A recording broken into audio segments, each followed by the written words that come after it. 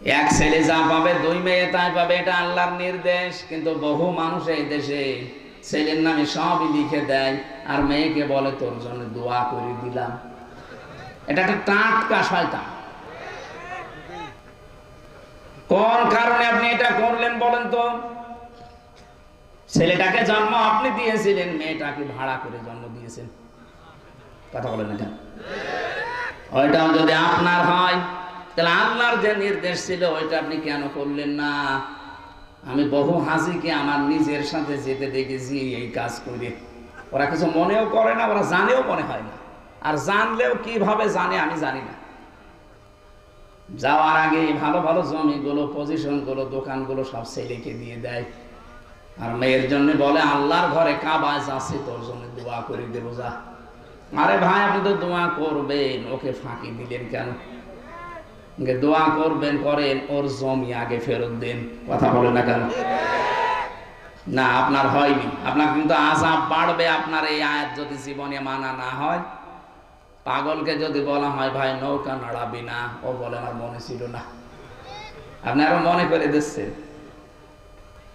পড়তে পড়তে যখন সূরা নেসার ভেতরে 10 নম্বর আয়াত তেলাওয়াত করবে, ইন্নাল্লাযীনা ইয়াকুলুনা আমওয়ালাল ইয়াতামা যুলমান ইন্নামা ইয়াকুলুনা ফি বুতুনিহিম নারা ওয়া সায়াসলাউনা সাঈরা।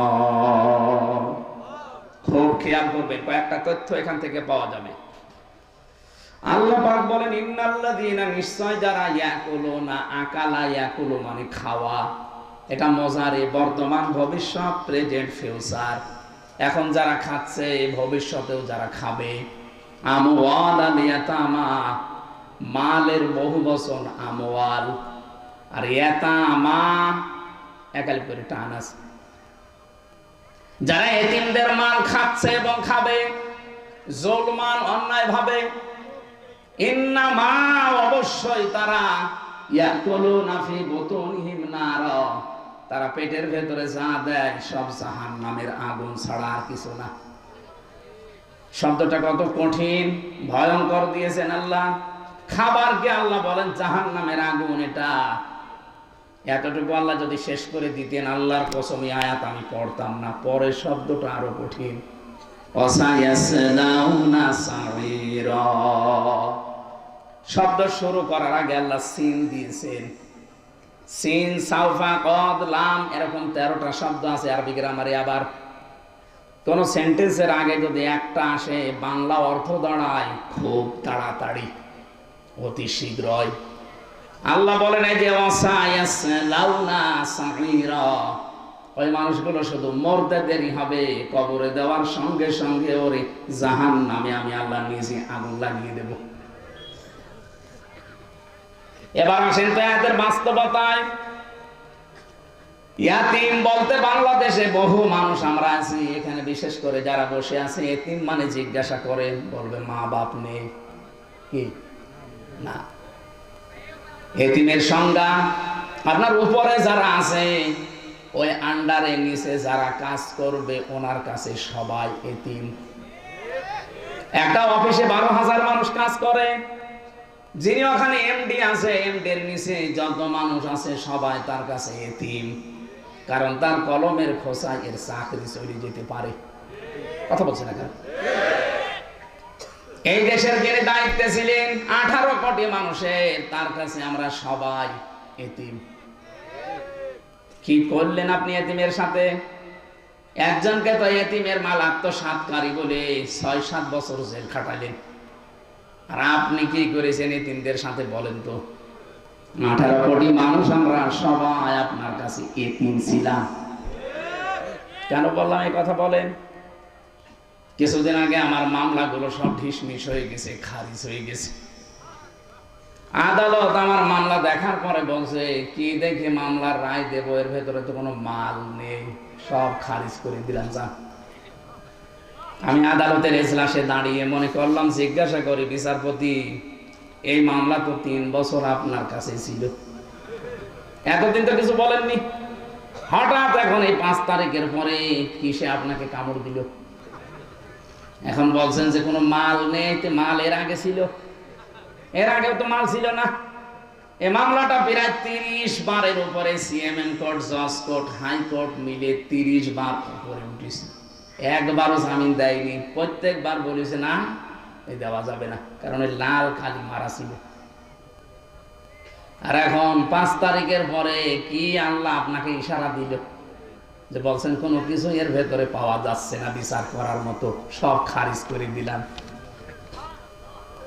উনি এই কথায় আমাকে বলতো, খাস কামড়ায় আমাকে ডাকও দিয়েছিল, কিন্তু আমি যাইনি, কারণ আমার রাগ হয়ে গিয়েছিল। কি করে 3টা বছর আমি ওনার কাছে, আমার বাবা, আমার চাচা, আমার যারা শুভাকাঙ্ক্ষী, বিশেষ করে আমার মামলা যারা দেখাশোনা করছে, এতবার একটা ঠুনকো মামলা নিয়ে যাওয়া লাগে। দুনিয়া এই কথাই বলতো, হুজুর আমার কিচ্ছু করার নেই, আমার হাত বাঁধা ছিল। কি বাঁধা ছিল বলেন তো? একটা হাইকোর্টের বিচারপতি যদি বলে আমার হাত বাঁধা ছিল, তো কোন দেশে ছিলাম আমরা টের পাচ্ছি? এদেশে 1628টা চেয়ার আছে। এই চেয়ার ক্ষমতার চেয়ার, 1628টা চেয়ারের একটা মাত্র চেয়ারে হাত খোলা ছিল, বাকি সব চেয়ার ছিল হাত বাঁধা। কথা বোঝেন আমার? ওই যে একটা চেয়ারের হাত বাঁধা খোলা ছিল, ওরা যখন পালিয়ে গেছে পুরা 1629টা, 1627টা চেয়ার সব হাত আবু সাইদের মতো খুলে গেছে।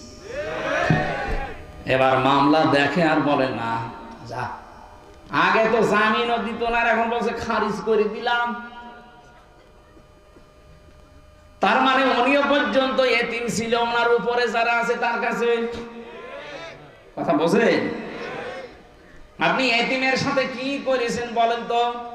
এতিমের দিকে চোখ গরম করে তাকানো নিষেধ, তারে ঘাড়ে ধাক্কা দেওয়া নিষেধ, অথচ এতিমের সব অধিকার নষ্ট করে আপনি নিজে ক্ষমতায় বসে আছেন।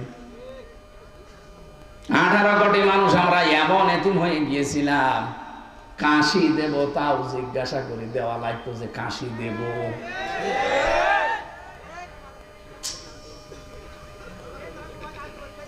কি অবস্থায় ছিলাম আমি নিজে টের পেয়েছি। রিমান্ডে ওই 10টা দিন আমার কাছে মনে হচ্ছে এক একটা ঘন্টা, এক এক বছর যাচ্ছে। আরে ভাই, এমনিতে তুই নিজেও জানিস যে কোনো দোষ নেই, নিয়ে যে এমনিতে বলতে পারতিস না হুজুর বসে থাকেন, 10 দিন পরে আপনারে আমরা আদালতে দিয়ে দেব। কি করেছেন? আপনার বিবেকে কি একটু বাধা দেয়নি? নিজেই মাঝে মাঝে এসে বলতো আপনার কোনো দোষ নেই, আমরা জানি। এত খারাপ আচরণ করতেন কি করে? আমি যাই হয় ছোটখাটো, আমার নামের আগে অন্তত আলেম লেখা আছে। কি আমার পায়ে ডান্ডা বেড়ি লাগিয়েছেন, মাজায় দড়ি বেঁধেছে ছাগলের মতো, হাত মানুষের সামনে বাঁধে আর আমার বেঁধেছে পেছনে, কালো কাপড় দিয়ে চোখ বেঁধে নিয়ে আপনি টাঙিয়ে দিলেন 11 ঘন্টা। এমনি আমার শরীর চলে না, এর উপরে যদি এত বড় অত্যাচার 1-2 ঘন্টা করে ছেড়ে দেন। 3টা বছর ফাঁসির কন্ডেম সেলের ভেতরে যোগাযোগ বিচ্ছিন্ন করে আমার অধিকার সব নষ্ট করে রেখেছিলেন। জেলে থাকলে তো 10 বছর থাকা যায়, ফাঁসির ওই কন্ডেম সেলের ভেতরে শুধুমাত্র সেলে রেখে দিয়ে শেষ করেনি, 24 ঘন্টার তালা লাগিয়ে রাখে, আবার সিসি ক্যামেরা দিয়ে রেখেছে, আমার সাথে কেউ যেন কথা না বলে। আবার যোগাযোগ বাইরে পুরা বিচ্ছিন্ন। হ্যাঁ, আমার চাইতে কঠিন অবস্থায় ছিল যারা আয়না ঘরের গভীরে ছিল। আমি ছিলাম 10 দিন, কিন্তু অত গভীরে না। মাঝে মাঝে দেখতাম কিছু মানুষ চিৎকার করছে। একটা মানুষ 2 বছর, 5 বছর, 8 বছর, 10 বছর, 14 বছর পড়ে আছে, কেউ জানে না। এত বড় বড় নখ হয়ে গেছে, চোখ দাঁড়িয়ে গোপ, মনে হচ্ছে আকাশ থেকে, জঙ্গল থেকে মনে হয় বেরিয়ে আসতেছে। দেখলে আপনার ভয় লাগবে। যারা এত বড় নখ, বলেন তো কি অবস্থা তার? এই লোকটা দেওয়ালের সাথে খুশিয়ে খুশিয়ে লিখে রাখতো, ভাই যদি বাইরে যেতে পারেন এই নাম্বারে একটু জানাবেন যে আমি এখনো বেঁচে আছি।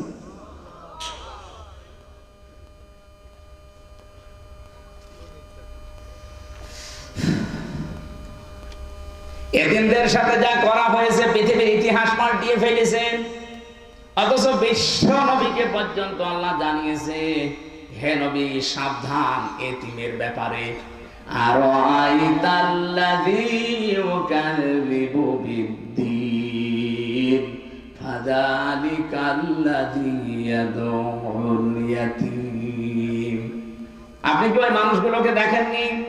হরফে ইস্তেফহাম, প্রশ্নবোধক চিহ্ন, ইন্টারোগেটিভ সেন্টেন্স। এটা নবীকে আল্লাহ প্রশ্ন করছেন, হে নবী আপনি কি ওই মানুষগুলোকে দেখেননি যারা কিয়ামত যে হবে এটা বিশ্বাস করে না? নবীজি বলেন, কই, আমার সামনে যারা আসে তো দেখে মনে হয় সব কিয়ামতে বিশ্বাসী মানুষ। এদের চেহারা সুরত দেখলেই মনে হয় যে আকাশ থেকে মনে হয় জিবরাইল ওকে ফেলে দিয়েছে। এত সুন্দর চেহারা, কিয়ামত বিশ্বাস করে না মানে? আল্লাহ বলেন, হ্যাঁ আমি যেগুলো বলছি দেখেন এগুলোর ভেতরে আছে কিনা। ওয়ালা ইয়াহুদ্দু আলা তাআমিল মিসকিন ফাযালিকাল্লাযী ইয়াদউল ইয়াতীম। যারা এতিমের গলায় ধাক্কা দেয়, মিসকিনকে খাবার দেয় না। এখানে ইয়াহুদ্দ শব্দের শাব্দিক অর্থ উৎসাহ দেওয়া, নিজে না পারলে অন্যকে দিয়ে উৎসাহ দেওয়াবেন। মিসকিন সাকানায়াস কোন থেকে শব্দটা এসেছে? মিসকিন মানে যে মানুষের ঘর বাড়িও নেই, যে মানুষটা সব সময় শুধু থাকার জায়গা, কোথায় পাওয়া যায় কোথায় পাওয়া যায় এই চিন্তা করে। আর ইয়াতামা শব্দটা তআম থেকে বলা হয়। তআম মানে খাদ্য। যে লোকটা খাবারের চিন্তায় থাকে, খাবারের টেনশনে থাকে, এই মানুষটাকে এতিম বলা হয়। এই জন্য সাফ কথা এতিমের ব্যাখ্যায় উপরে যারা আছে তার নিচে যত মানুষ আন্ডারে কাজ করবে সবাই তার কাছে এতিম। এইভাবে যদি বাংলাদেশে শব্দটা বোঝার পরে আমরা কাজে লাগাতাম, এদেশে কোনো মানুষের অধিকার তার অধীনস্থ যারা আছে নষ্ট হতো না। আজ কত মানুষ তার উপরে চেয়ারে বসতে পারে, কিন্তু এতিমরা যারা দাঁড়িয়ে আছে উপরে কলমের খোসা দিয়ে তাকে উপরে উঠতে দেয় না। এই 15.5 বছরে বহু মানুষের অধিকার আপনি নষ্ট করেছেন। বিভিন্ন চেয়ারে বসে বসে এই মানুষগুলোর অধিকার নষ্ট করার কারণে মানুষগুলো আজ উপরে উঠতে পারে না। ডক্টর ইউনূস আপনি দেখছেন আজ 10-12 দিন শুধু একই কথা বলছেন যে আমারে স্বচ্ছ নির্মল চরিত্রবান এই মানুষগুলো দেন, অথচ মানুষ নেই। মানুষ পাচ্ছে না এদেশে নির্মল চরিত্রের, স্বচ্ছ চরিত্রের। যারা সৎ চরিত্রের মানুষ, যোগ্যতা সম্পন্ন মানুষে মানুষ উনি পাচ্ছে না। পাবে কোথায়? 15.5 বছর তো এরকম মানুষকে উপরে উঠতেই দেওয়া হয়নি। তাদেরকে ফেলে রেখেছেন এমন জায়গায় তারা 15.5 বছরে মরিয়ে গেছে একেবারে।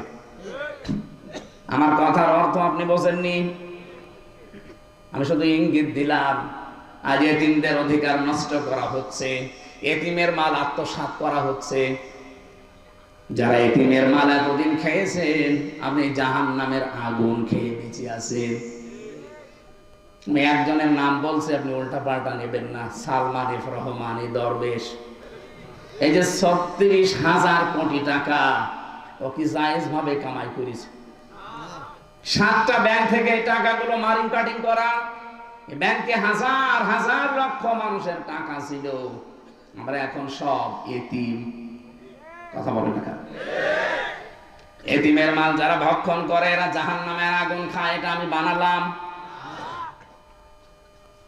সুতরাং এই কাজ যারা করেছিলেন, এমনকি অনেক মানুষ আছে সুদ খেয়ে আনন্দে আছে, টাকা ছেড়ে রাখে, টাকা আসে নাকি বগুড়ায় শুরু হয়নি,